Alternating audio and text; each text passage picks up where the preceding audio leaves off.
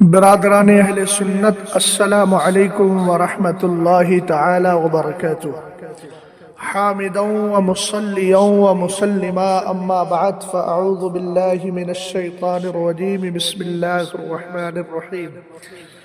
قل جاء الحق وزهق الباطل ان الباطل كان زهوقا۔ صدق اللہ العظیم وصدق رسولہ النبی الامین المتین المعین المغیث الکریم۔ بارگاہ رسالت مآب صلی اللہ تعالی علیہ وسلم میں درود و سلام کا ہدیہ پیش کریں۔ پڑھے بآواز بلند، اللہ رب محمد صلی اللہ علیہ وسلم نحن عباد محمد صلی اللہ علیہ وسلم صلاۃ و سلام علیک یا رسول اللہ صلی اللہ تعالی علیہ وسلم۔ کام وہ لے لیجئے تم کو جو راضی کرے، ٹھیک ہو نام رضا تم پہ کروڑوں درود۔ کل کے رضا ہے خنجر خوخار برقبار، اعداء سے کہہ دو خیر منائے نشر کرے۔ الحمدللہ رب العالمین۔ اہل سنت والجماعت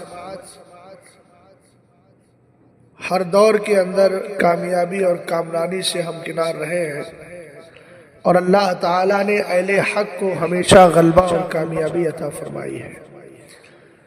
حضرت امیر معاویہ رضی اللہ تعالی عنہ نے ایک حدیث پاک روایت فرمائی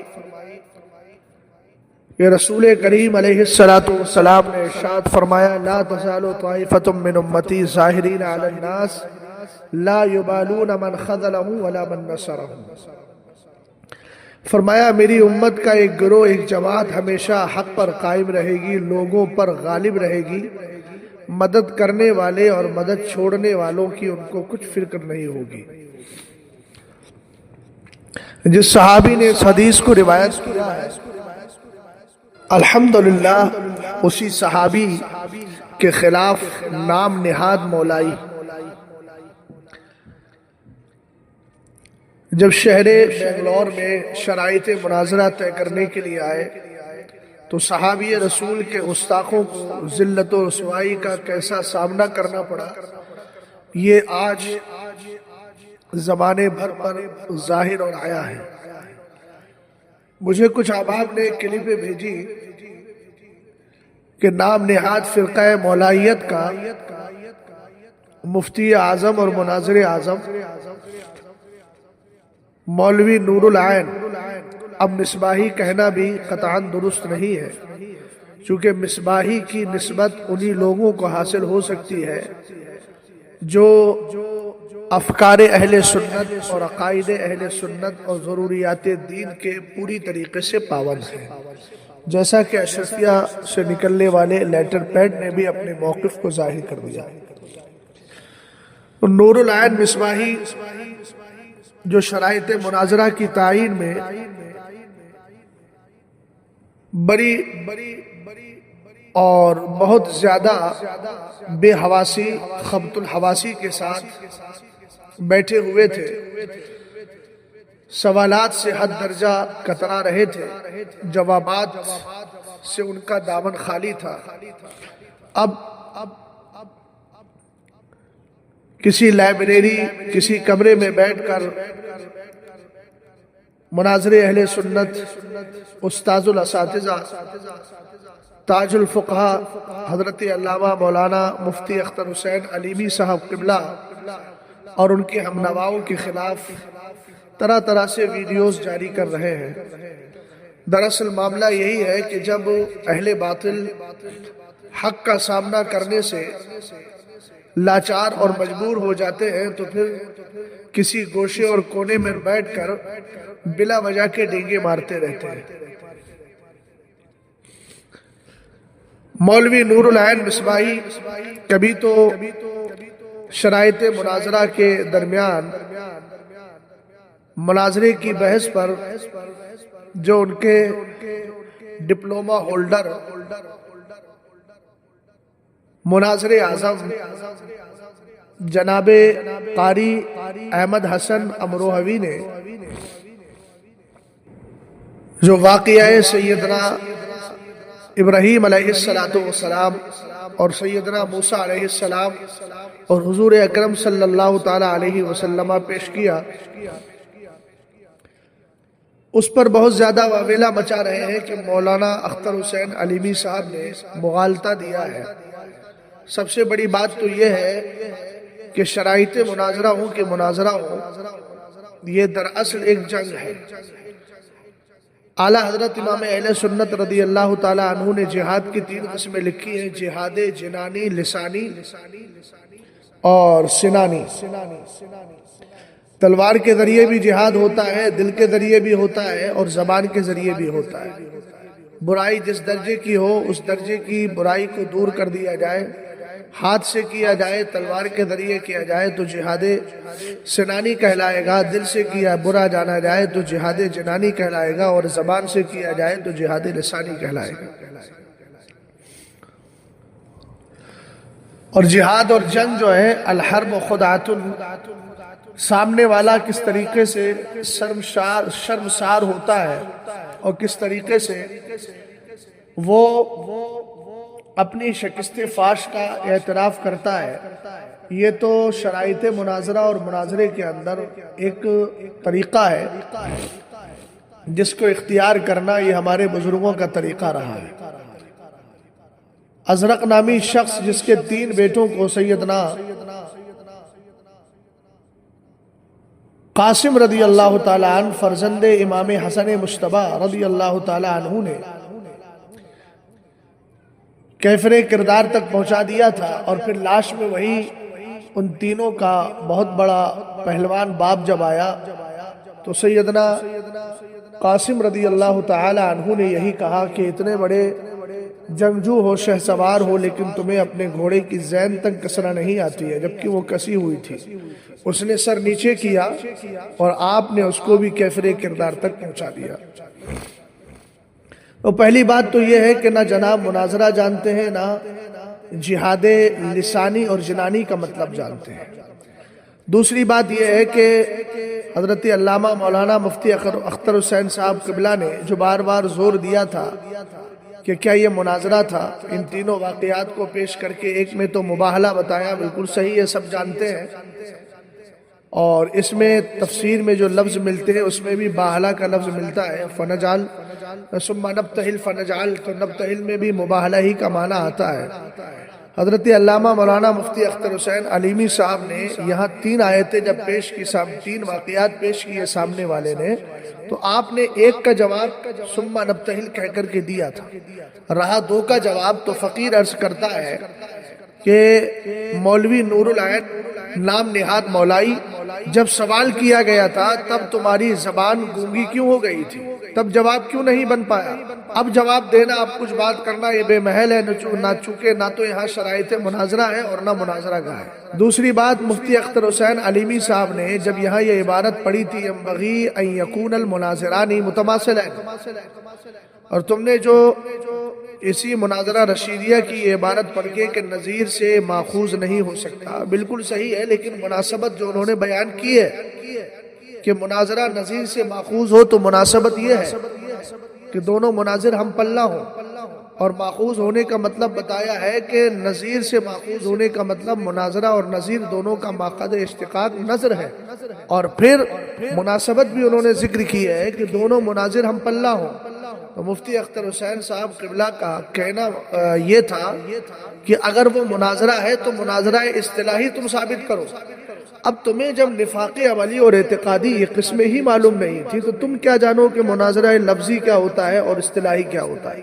جتنی کتابوں کا تم نے حوالہ دیا، چاہے سیدنا صد اللہ فاضل علامہ سید نعیم الدین مراد آبادی کا نام لیا یا اور بھی ہمارے اسلاف کی کتابوں کے حوالے دیے ہیں، وہاں کس نے انکار کیا کہ مناظرہ لغوی وہاں مراد نہیں ہے؟ بات چل رہی ہے مناظرہ اصطلاحی کی۔ اس مناظرہ اصطلاحی کے اعتبار سے آپ کو ثابت کرنے کی ضرورت تھی۔ مفتی اختر حسین علیمی صاحب کا قبلہ کا جملہ بالکل صحیح ہے، مغالطہ نہیں ہے۔ مغالطہ تو تم اب بھی دے رہے ہو، اور یہ تمہارا مقدر ہے، اس لیے کہ صحابی رسول کے گستاخ جو ہے نا یہاں بھی ذلت و رسوائی کا سامنا کر رہے ہیں، اور قیامت کے دن تو ان کی حالت کس قدر دیگرگوں ہوگی وہ انشاءاللہ الرحمن دیکھیں گے۔ ہم تو دعا یہی کرتے ہیں کہ اللہ اب بھی تمہیں توفیق ہدایت دے۔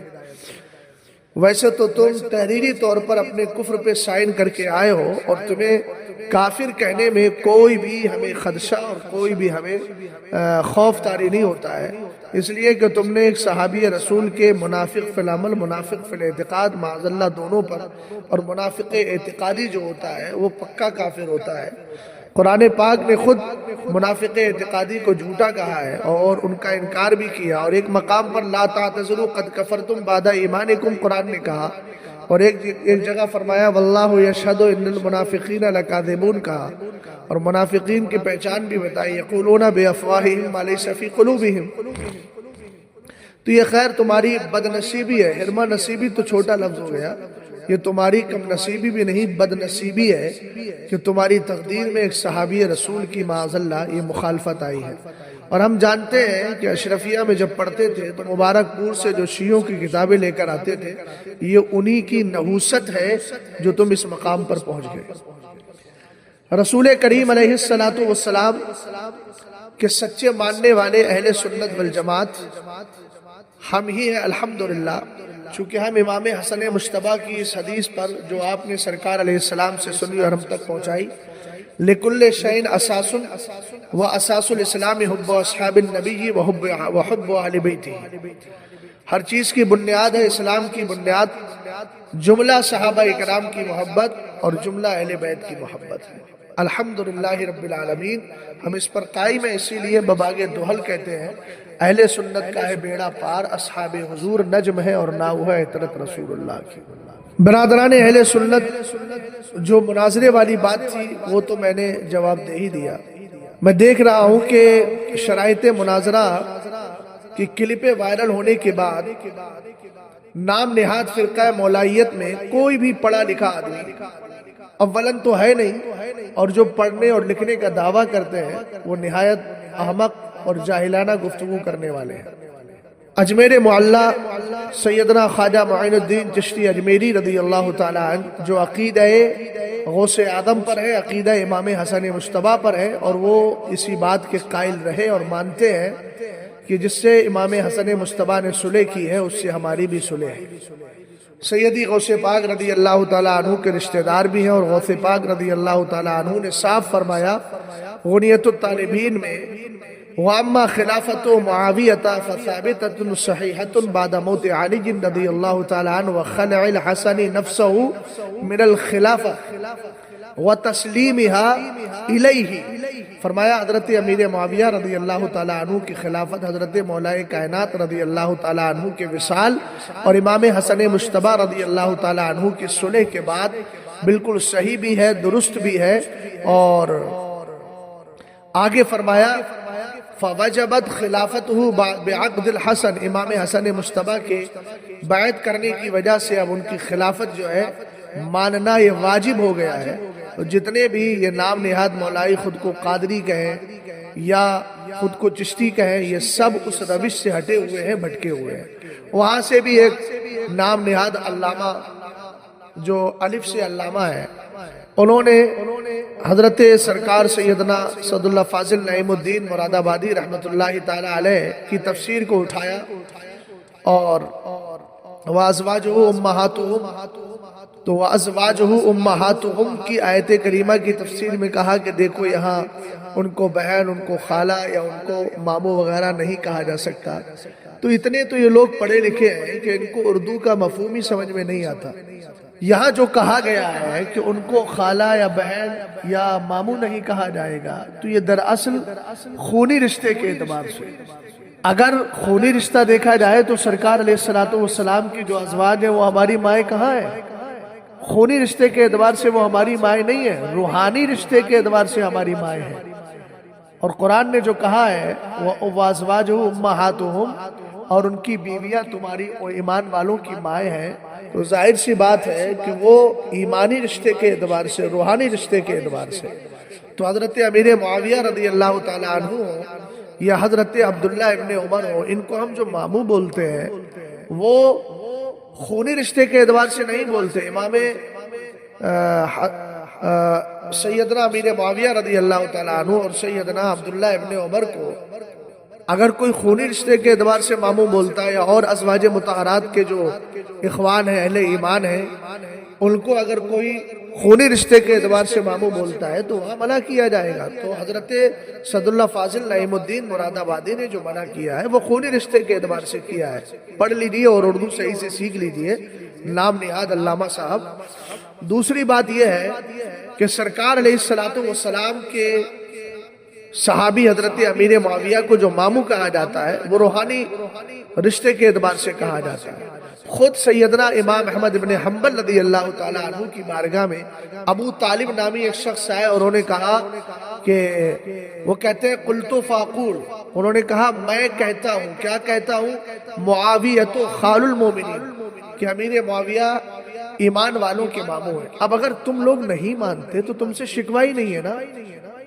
شکوہ اس لیے نہیں ہے کہ وہاں جو ماموں کہا گیا ہے وہ اہل ایمان کا ماموں کہا گیا ہے، بھٹکے ہوئوں کا ماموں نہیں کہا گیا۔ صحابی رسول کی گستاخی کر کے دائرہ سنیہ سے باہر نکلنے والوں کو مکہ ماموں نہیں کہا گیا، ماموں اہل ایمان کا کہا گیا۔ تو اگر کوئی دائرہ سنیہ سے نکلا ہوا، آؤٹ آف باؤنڈری، اگر کوئی شخص کہتا ہم ماموں نہیں کہتے تو اس سے شکوہ ہی کب ہے بھائی؟ نہ وہ ان کا خونی ماموں ہے اور نہ روحانی ماموں ہے۔ تو حضرت امام احمد بن حنبل رضی اللہ تعالیٰ عنہ جن کا فتویٰ یزید کے بارے میں کفر کا ہے، وہی امام احمد بن حنبل کا میں دعویٰ کر رہا ہوں۔ ان سے پوچھا ابو طالب نامی شخص نے، انہوں نے فرمایا نعم، صحیح کہتے ہو آپ۔ کیوں؟ اس لیے کہ آپ نے فرمایا ہوا اخو ام حبیبہ بنت ابی سفیان زوج النبی صلی اللہ تعالی علیہ وسلم، فرمایا اس لیے صحیح کہتے ہو کہ وہ سرکار علیہ السلام کی زوجہ ام حبیبہ حضرت ابو سفیان کی بیٹی رضی اللہ تعالی عنہا، ان کے وہ بھائی ہیں۔ اور عبداللہ ابن عمر کے لیے بھی کہا کہ وہ اخو حفصہ بنت عمر زوج النبی صلی اللہ تعالی علیہ وسلم، وہ سرکار کی بیوی حضرت عمر کی بیٹی حضرت حفصہ رضی اللہ تعالی عنہا کے بھائی ہیں۔ تو کہا تم صحیح کہتے ہو۔ تو یزید کا جب مسئلہ آتا ہے تو امام احمد بن حنبل کے فتوے کو الحمدللہ ہم صحیح مانتے بھی ہیں اور مانتے رہیں گے، اور امام اعظم ابو حنیفہ رضی اللہ تعالیٰ عنہ نے جو فرمایا اس کو بھی درست مانتے ہیں۔ تو اگر امام احمد بن حنبل کی وہ بات مانتے ہو اور ماننا ہی چاہیے تو ادھر بھی ماننا چاہیے۔ انہوں نے ہی ماموں ہونے کے تعلق سے بالکل کلیئر کیا ہے، بفضلہ تعالی ہم اپنے بزرگوں کی روش پر ہیں، تیرے غلاموں کا نقش قدم ہے راہ خدا، وہ کیا بہک سکے جو یہ سراغ لے کے چلے۔ عرس رضوی کے موقع پر حضرت مولانا جامع اشرف صاحب قبلہ کچھوچوی نے جو لفظ مولائیت بول دیا تو اس پر بہت واویلا مچائے ہوئے ہیں، جبکہ آپ جانتے ہیں سیاق و سباق سے ہر بات کلیئر ہوتی ہے، قرینہ لفظیہ حالیہ وہاں سب موجود ہے۔ وہ رد رافضیت رفض نید رافضیت کر رہے تھے اور انہوں نے بنگلور کے شرائط مناظرہ کا تذکرہ بھی کیا تھا۔ تو جب شرائط مناظرہ کا تذکرہ کر دیا تو یہ خود قرینہ لفظیہ حالیہ دونوں ہو گیا کہ وہاں پر اہل سنت والجماعت نام نہاد مولائیوں کے مقابل میں تھے۔ تو ظاہر سی بات ہے کہ یہاں جو بولا جاتا ہے یا بولا گیا ان کی مراد مولائیت کا جنازہ، مجھ سے مراد نام نہاد مولائیت کا جنازہ، جو خود کو مولائی کہتے ہیں اور عقائد اہل سنت سے بالکل ہٹ کر ہیں۔ اور یہ آج تک تاریخ اسلام میں ایک عجیب فلسفہ رہا ہے کہ جتنے بھی عقائد اسلام سے ہٹ کر کسی دوسرے نئے عقیدے کے بانی مبانی ہوئے ہیں، انہوں نے اپنا نام اچھا سا رکھا ہے۔ جب سیدنا امام ابو الحسن اشعری کے مقابل میں فرقہ معتزلہ پیدا ہوا تھا تو اس نے بھی اپنے آپ کو اہل حق کہا تھا، جبکہ زمانہ جانتا ہے وہ اہل حق نہیں اہل باطل ہے۔ اسی طریقے سے جب اور فرقہ باطلہ پیدا ہوئے، چکڑالوی پیدا ہوئے تو انہوں نے اپنے آپ کو اہل قرآن کہا۔ اسی طریقے سے غیر مقلد پیدا ہوئے تو خود کو اہل حدیث کہا۔ آج کے نام نہاد فرقہ مولائیہ کے بانی مبانی اور ان کے چاہنے والے پیدا ہوئے تو اپنے آپ کو مولائی کہنے لگے۔ تو سید صاحب قبلہ کے بیان کا مطلب بالکل ایسا ہی ہے جیسے کوئی کہے رد اہل حدیث یا رد اہل قرآن یا رد اہل مسیحیت، رد اہل یہودیت.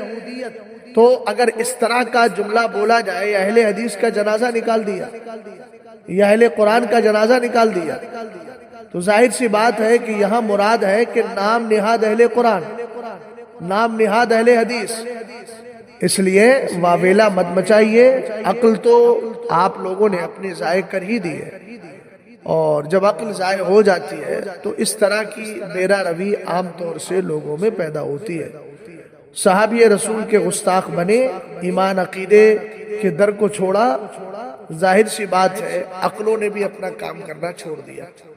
اللہ تعالی ہم سب کو مذہب اہل سنت، جس کو پہچان کے لیے الحمدللہ ہم لوگ مسلک اعلی حضرت کہتے ہیں، اسی مسلک پر اور افکار اسلاف، افکار بزرگاں اور نظریات اعلی حضرت پر مولا تعالی ہم سب کو زندہ جاوید رکھے، قائم و دائم رکھے. اہل سنت کا ہے بیڑا پار، اصحاب حضور نجم ہے اور ناؤ ہے عطرت رسول اللہ کی. السلام علیکم ورحمۃ اللہ تعالی وبرکاتہ.